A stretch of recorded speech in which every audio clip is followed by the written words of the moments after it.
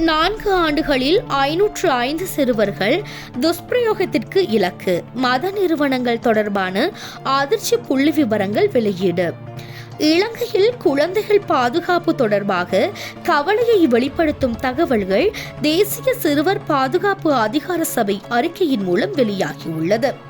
அறிக்கையின்படி கடந்த 4 ஆண்டுகளில் பௌத்த மதகுருக்களுடன் தொடர்புடையதாக 488 சிறுவர் பாலியல் துஷ்பிரயோகங்கள் உள்ளானதாக முறைப்பாடுகள் பதிவு செய்யப்பட்டுள்ளன.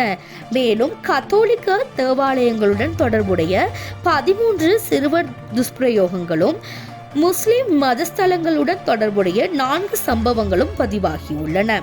குழந்தைகளுக்கு ஆன்மீக மற்றும் ஒழுக்க கல்வி வழங்கப்படும் இடமாக கருதப்படும் மத நிறுவனங்களுடன் தொடர்புடைய இத்தகைய குற்றச்சாட்டுகள் சமூகத்தில் பெரும் அதிர்ச்சியை ஏற்படுத்தியுள்ளன.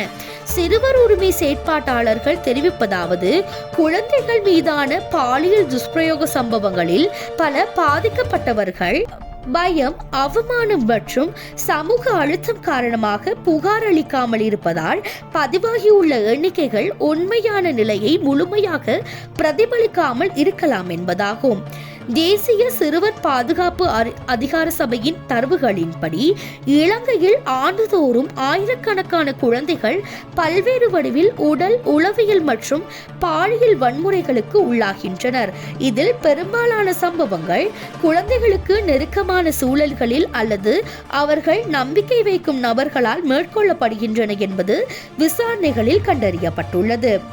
சமூக ஆர்வலர்கள் மற்றும் குழந்தைகள் பாதுகாப்பு அமைப்புகள் முன்வைக்கும் முக்கிய கோரிக்கைகள்: மத நிறுவனங்களில் குழந்தைகள் பாதுகாப்பு தொடர்பான கட்டாய வழிகாட்டல்கள் அறிமுகப்படுத்தப்பட வேண்டும்.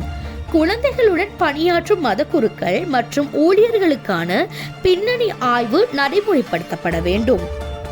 குழந்தைகள் பாதுகாப்பு தொடர்பான புகார்களை நேரடியாக பதிவு செய்ய சுயாதீன முறைமை உருவாக்கப்பட வேண்டும்.